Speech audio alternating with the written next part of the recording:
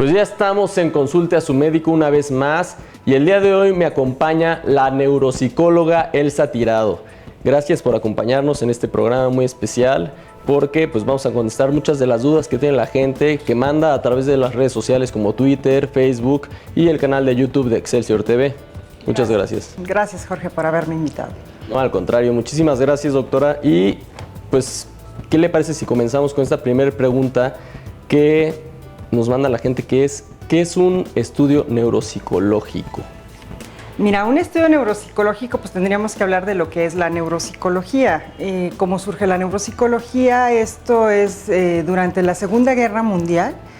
Se unió el trabajo de los psicólogos soviéticos con el de otro neurólogo y lo que ellos veían era qué respuestas hacía la gente a nivel de conducta con determinadas lesiones cerebrales y algunas tareas que ellos habían creado. Entonces, de alguna manera se fue creando lo que es la neuropsicología de este trabajo conjunto entre neurólogos y psicólogos. Y esto fue avanzando de tal manera que ya no eran tareas que se le ponían de manera clínica al paciente, sino que de alguna manera se podían medir. Entonces ya la neuropsicología fue entrando más en el campo de lo que es la psicometría, que es la medición de aspectos psicológicos de procesos cognitivos. Así fue como fue avanzando hasta donde estamos en la actualidad, que lo importante ahorita no es tanto llegar o no a una disfunción cerebral como tal, sino realmente ver si los procesos que se están encontrando alterados en los pacientes realmente tienen un impacto en su vida cotidiana. Porque muchas veces podemos tener pacientes con cualquier padecimiento neurológico, el que tú quieras, un traumatismo craneoencefálico, un accidente vascular cerebral, y realmente el impacto que tiene sobre su vida cotidiana es poco o es mínimo. Entonces, en ese caso no se consideraría que tuviera una disfunción. Y en el otro extremo tenemos casos en los cuales pues hay que intervenir de muchas maneras, inclusive llamar a varios especialistas para tratar de manera conjunta el caso. Entonces, por eso es importante un estudio neuropsicológico, porque es muy objetivo y por el análisis que se hace, que se llama ecológico, sobre qué es lo que pasa en la vida cotidiana de esta persona y la relación en los resultados en las pruebas neuropsicológicas. A mí me parece perfecto porque a pesar de las diferentes tendencias que podría haber dentro de la psicología, incluso de la psiquiatría, pues bueno, sabemos que existe la neurología, la neurocirugía y todas esas ramas, pero que exista ya algo, esta fusión entre la psicología y la neurología, que es lo que hablábamos, este trabajo en conjunto de especialidades, pues creo que es un plus, ¿no? Creo que es algo que va a ayudar y creo que es algo positivo para que la gente que tal vez, pues no sé, no tenga miedo de ir a un psiquiatra o tenga la tendencia de ir nada más con el psicólogo y no ir con un neurólogo, pues ya tiene algo que le va a ayudar porque es algo en conjunto, ¿no? Algo que junta las dos cosas y que da como resultado pues algo mezclado entre las dos, que también tiene que ver un poco con la segunda pregunta que nos manda la gente, que nos mandan la pregunta: ¿los estudios neuropsicológicos son lo mismo que los estudios psicométricos? ¿Cuál es la diferencia con los... Bueno, siempre hemos escuchado desde la escuela los estudios psicométricos y todo eso. ¿Cuál es realmente la diferencia entre esos dos estudios? Mira, lo que pasa es que la formación que tiene un neuropsicólogo es obviamente licenciado en psicología, porque durante la licenciatura te enseñan, por ejemplo, lo que es leer manuales de las pruebas psicológicas, que por lo general son así, lo que es la psicometría, lo que es la validez, la confiabilidad, es decir, si la prueba sirve para lo que tú quieres medir y si realmente es confiable.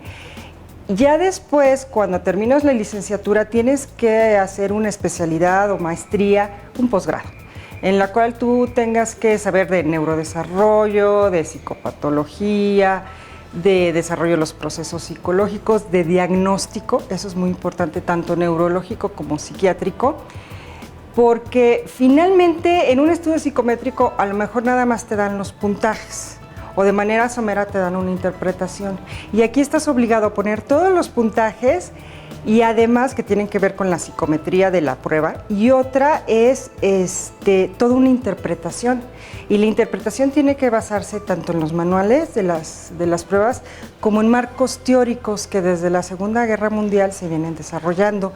Entonces, para que sea confiable realmente, porque no te pueden dar una serie de puntajes y que tú no sepas nada. A lo mejor la parte cualitativa del análisis sí es un poco rebuscado por los términos que se utilizan, pero necesariamente en la conclusión tiene que venir una descripción no solamente de qué sale mal en las pruebas, sino también qué sale bien, que son las fortalezas cognitivas del paciente, llegar a un diagnóstico de clasificaciones según la CIE-10, según el DSM-5, o sea, llegar a un buen diagnóstico y de ahí poner propuestas de tratamiento, que eso es muy importante. Entonces sí implica un trabajo del clínico. De hecho, no hay ninguna prueba neuropsicológica que sea diagnóstica, no. Las pruebas lo que avientan son puntajes. Y el que está atrás, el clínico que está atrás debe saber perfectamente cómo aplicarlas, cómo calificarlas y cómo interpretarlas. Entonces sí es muy importante que haya un clínico experto atrás haciendo la valoración. Y yo creo que el ejemplo más cercano que podríamos dar, o lo más parecido, es como mucha gente que se va a hacer exámenes a laboratorios de sangre, por decir algo, química sanguínea o biometría hemática, pues les entregan el resultado, se los mandan por internet. Pero yo creo que lo mejor sería, no es abrir la hojita y decir, bueno, pues sí vienen los parámetros, cuánto es mucho, cuánto es poco, qué es peligroso, qué no sé cuánto.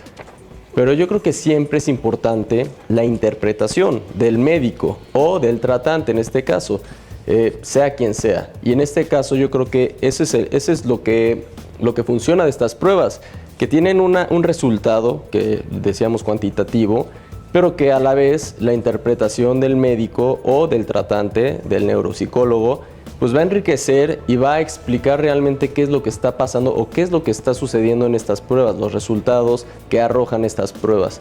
Entonces yo creo que es muy importante, y también esa es un poco la campaña de este programa, que es no meterse a internet, no meterse a redes sociales ni a blogs en donde hacen una pregunta, ¿qué puedo hacer si tengo este problema? No, acudan al médico. Si se hacen exámenes, acudan al médico a que se los interprete.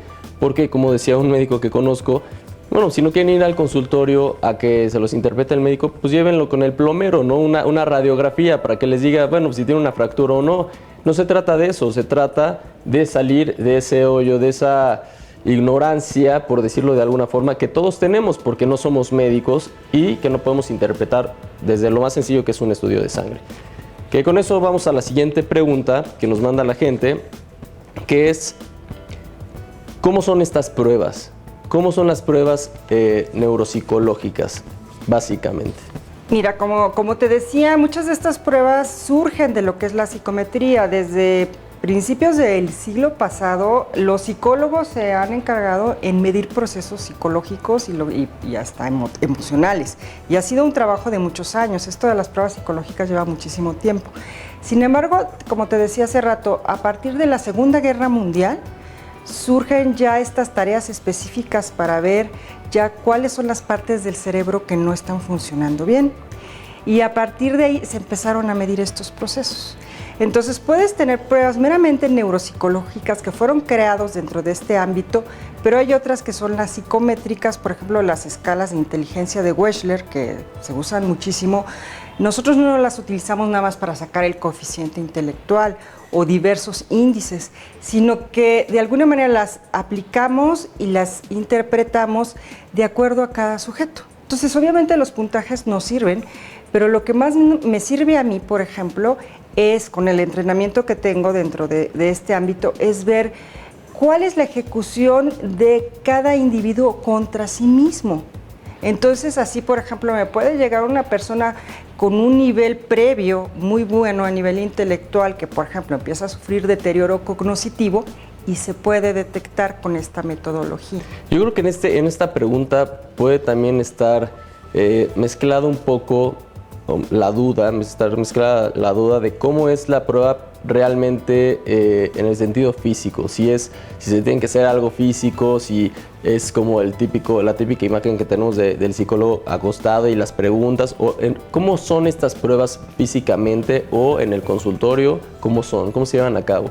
Sí, mira, esta es una pregunta que la gente llega con mucho miedo a la evaluación. Generalmente la palabra evaluación neuropsicológica suena así como, ¿qué me van a hacer? De hecho, gente cree que le voy a colocar electrodos. Pues no. Son una serie de preguntas que tienen que ver desde conocimientos, desde definición de palabras, categorización de los objetos, hacer dibujos, cubos, una serie de tareas que son las que pueden ver inclusive en internet, de ese tipo. Pero no, aquí lo diferente es que sí tiene que haber el observador experto que sepa exactamente, no qué hace, si hace o no la tarea el paciente, sino cómo la está haciendo.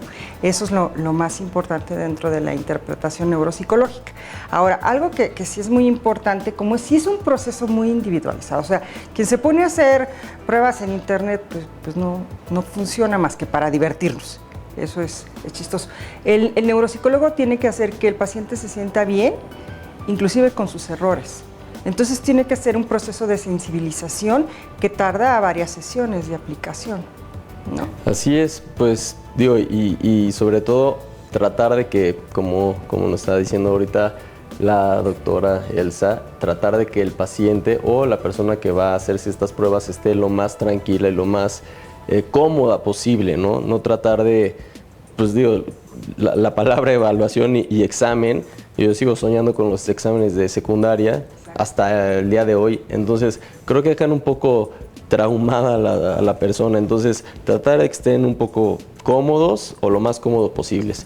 Vamos a un corte comercial, en un momento regresamos con la neuropsicóloga Elsa Tirado, no se lo pierdan, ahorita regresamos en Excelsior TV.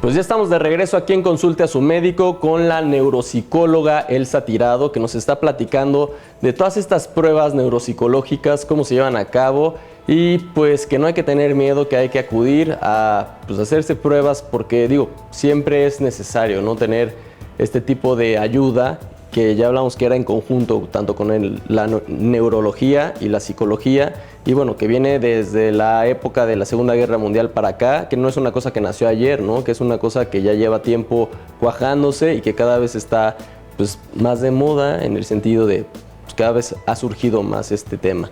Y hay una pregunta que nos manda la gente que tiene que ver también con esto, que es ¿desde qué edad se pueden realizar estas pruebas? Porque siempre escuchamos que hay psicólogos infantiles, que hay gente que, bueno, a cierta edad le recomienda a la comadre o la amiga de ya tienes que ir al psiquiatra, porque no sé qué, o que la histeria, o que esto, o que el otro. Entonces, este tipo de tratamientos o este tipo de terapias, ¿desde qué edad se pueden empezar a realizar estas pruebas? Mira, las evaluaciones se pueden dar desde los bebés. Hay escalas de desarrollo específicas para evaluar distintas conductas en los bebés y a lo largo del desarrollo se han hecho muchísimas que puedes realmente hacerlas a cualquier edad. El chiste es que estés bien entrenado en esa prueba. Entonces el chiste también es que tenga una baremización, que tenga un grupo en el cual se pueda comparar la ejecución del individuo con un grupo de edad específico que corresponda al del paciente. Entonces, realmente hay desde bebés hasta ya personas de 80, 89 años. ¿Y cuáles son los casos más recurrentes en consultorio que se puedan dar o que se puedan prestar para este tipo de pruebas? Y me refiero, por ejemplo, a niños, puede ser un caso, niños o gente con déficit de atención. ¿Qué otro tipo de casos son los que más se presentan? Exactamente lo que tú me dijiste, lo que tú dijiste es lo más común, que es el trastorno por déficit de atención y problemas de aprendizaje, es lo que más comúnmente puede llegar al consultorio, pero por ejemplo en mi caso se utiliza mucho lo que es el diagnóstico diferencial. Cuando hay casos que son muy difíciles de entender desde la clínica, ya sea la clínica neurológica o psiquiátrica, porque hay una conjunción de variables, ¿no?, que de alguna manera tienen que ver con la conducta del individuo y que tuviera que ver no solamente con factores neurobiológicos, sino también, por ejemplo, con factores medioambientales. Por ejemplo, en qué medio creció esta persona, si sufrió algún tipo de abuso, algún tipo de maltrato infantil, que pudiera estar ocasionando algún tipo de distimia, por ejemplo, una depresión infantil, que pudiera comúnmente confundirse con el trastorno por déficit de atención.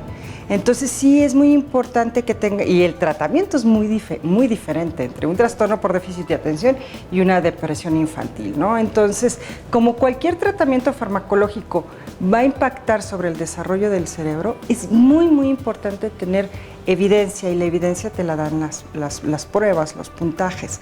Entonces, una sería el diagnóstico, otra sería la orientación. A los familiares muchas veces pues no saben qué hacer con el paciente, pero ya con toda la descripción conductual que tú tienes del paciente sabes perfectamente si puede estudiar una carrera, mejor que se quede en una carrera técnica, o mejor que haga un sistema abierto, o mejor en un sistema vía internet, por ejemplo, educativo, o qué tipo de actividad laboral puede hacer, ¿no? Todo lo que es orientación y cuidado del paciente, cuando quieres también documentar, por ejemplo, deterioro cognitivo. Por ejemplo, las personas que tienen algún tipo de demencia, bueno, ¿qué decisiones debe de tomar la familia? Pues para protegerse ellos y para proteger al paciente, ¿no? En este caso, hablando de problemas cognitivos y tal vez de demencia, pero bueno, en una demencia pensando no tan tardía, no de un paciente o de una persona de edad avanzada, ¿puede aplicarse también a alguien que pueda sentir que está perdiendo la memoria, tal vez a corto o a mediano plazo? Fíjate que esa es una queja muy común en el consultorio, tanto el paciente neurológico como el paciente psiquiátrico, que es la queja de falla de memoria, ¿sí? Es muy común que la gente llegue, es que me está fallando la memoria desde determinado tiempo. Entonces nosotros desde la historia clínica tenemos que hacer una muy buena descripción de cómo son esas fallas de memoria, porque muchas veces se pueden asociar a ansiedad, ¿sí? Gente que es muy ansiosa y que pero recuerda muy bien sus fallas de memoria, por ejemplo, ¿no? Entonces obviamente ya no caería en eso, pero aún así le tienes que aplicar sus pruebas para que el paciente mismo esté tranquilo de que no hay ningún problema en la memoria. Sin embargo, la memoria es una función muy vulnerable, con cualquier cosa se puede alterar. Entonces las fallas de memoria se presentan en el paciente neurológico, el paciente psiquiátrico, no se diga el trastorno por déficit de atención, los trastornos depresivos, o simplemente cuando estamos muy estresados también podemos tener fallas de memoria, pero hay que diferenciarlas porque dependiendo a qué edad aparecen y cómo son las fallas de memoria, si bien puede ser, por ejemplo, la aparición de una demencia ya en una edad temprana, que sí existen casos, por ejemplo, puede ser una depresión crónica que viene desde los 7, 8 años de edad de una persona y que ha ido causando fallas a nivel de ciertas estructuras del cerebro y por ende fallas de aprendizaje, por ejemplo. Entonces es bien importante hacer esa diferencia, ¿no? Perfecto. Y en este caso, suponiendo que llega un paciente, tiene la recomendación o fue enviado por el neurólogo, se le hacen las pruebas, en este caso las que el especialista cree pertinentes, y se entregan resultados, se entrega el resultado y la interpretación, como habíamos mencionado. ¿Cuál es el siguiente paso? ¿Cuál es el tratamiento? Si es que se le tiene que dar algún tipo de tratamiento, ¿cuál sería el tratamiento? ¿Cómo es el tratamiento de un paciente que va a ver al neuropsicólogo? Esta es otra pregunta muy común que se genera por la ansiedad que tiene el mismo paciente, pues de saber qué va a seguir, ¿no? Me entrega el estudio y luego qué pasó. Depende el resultado y depende el diagnóstico al que llegaste. Por ejemplo, hay jóvenes que pueden tener un trastorno por déficit de atención, pero no tienen ninguna falla psicopedagógica, o sea, no tienen problemas de aprendizaje. Entonces a esta persona en particular nada más se le da tratamiento farmacológico y ya. Pero te puede llegar otro, por ejemplo, con una depresión, pues lo que hay que hacer son antidepresivos, y si quedan secuelas, por ejemplo, de alguna falla en razonamiento o en pensamiento, entonces tú debes de intervenir con procesos de neurorehabilitación o de habilitación. ¿Y cómo serían en este caso? Son una serie de ejercicios que también se relacionan mucho con las pruebas, y como nosotros sabemos perfectamente dónde está fallando, entonces puedes utilizar, por ejemplo, una estrategia que a mí me gusta mucho utilizar es de estimulación. Si tiene fallas, por ejemplo, en lo que es razonamiento y la formación de conceptos verbales, pues das muchas tareas que tienen que ver con eso, hasta que llega un momento en que el cerebro, tarde o temprano, el cerebro es muy noble. El cerebro, si ve que tú vas a utilizar algo casi diario, lo habilita. Sí, a menos que sea una lesión muy grande, pues ya no se va a poder, ¿no? No hay sector del cerebro con el cual se pueda estimular. Pero en eso el cerebro dice, ok, tú no vas a necesitar conceptos verbales, pues pareciera magia, y un buen día ya la persona empieza a hablar más, empieza a generar pensamiento abstracto, porque simplemente implica en ese ejercicio que tiene que hacer el cerebro. El cerebro lo único que quiere es que tú sobrevivas como organismo, porque de eso depende que él sobreviva. Entonces, tú lo tienes que guiar de tal manera que el cerebro pueda sobrevivir, y lo va a hacer. Pero sí tienes que saber muy bien, porque si tienes problemas de pensamiento verbal y estoy estimulando el pensamiento visoespacial, pues ¿para qué le estimulo lo que tiene bien? Mejor le estimulo lo que el paciente tiene mal, y entonces poco a poco va a salir esto. O bien el pensamiento visual lo puedo usar como una fortaleza, pero no como para compensar, pero no lo puedo estimular, porque el chiste es emparejar el funcionamiento cognitivo, no hacerlo cada vez más disparejo, ¿sí? Por ejemplo.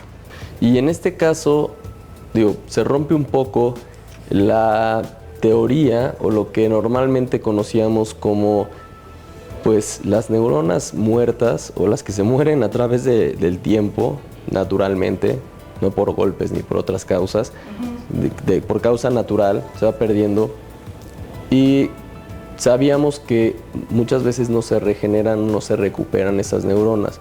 Pero en este caso, todos estos problemas cognitivos de los que estamos hablando, ya sea de memoria o sea de déficit o lo que sea, pueden tener, en este caso, sí se pueden rehabilitar, sí se pueden reforzar, o sí se puede retomar un poco de lo perdido, que es lo que estamos tratando de dejar claro para la gente que nos ve, que sí hay una esperanza.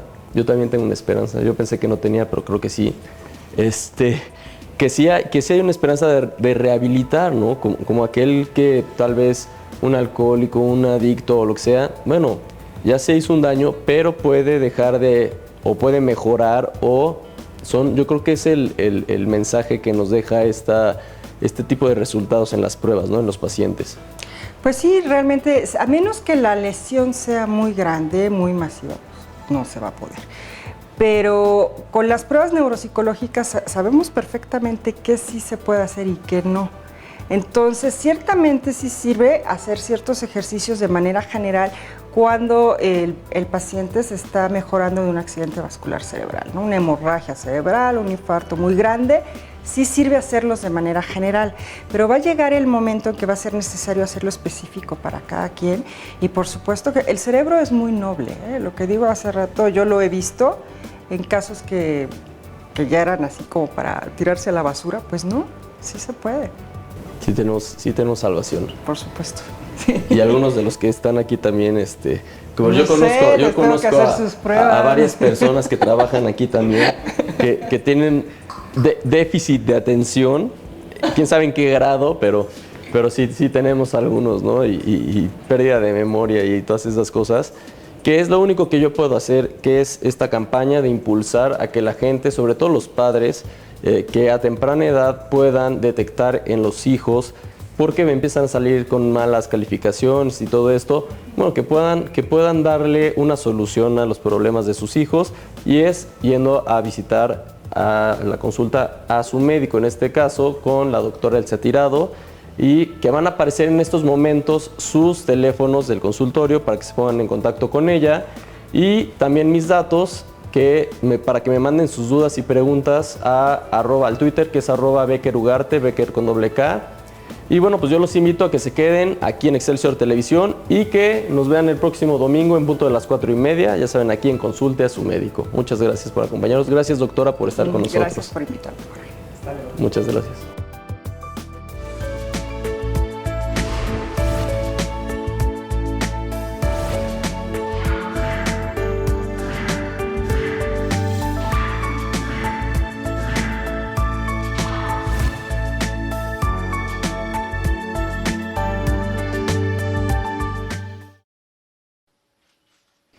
Te invitamos a seguir cuestionando la información con los siguientes videos.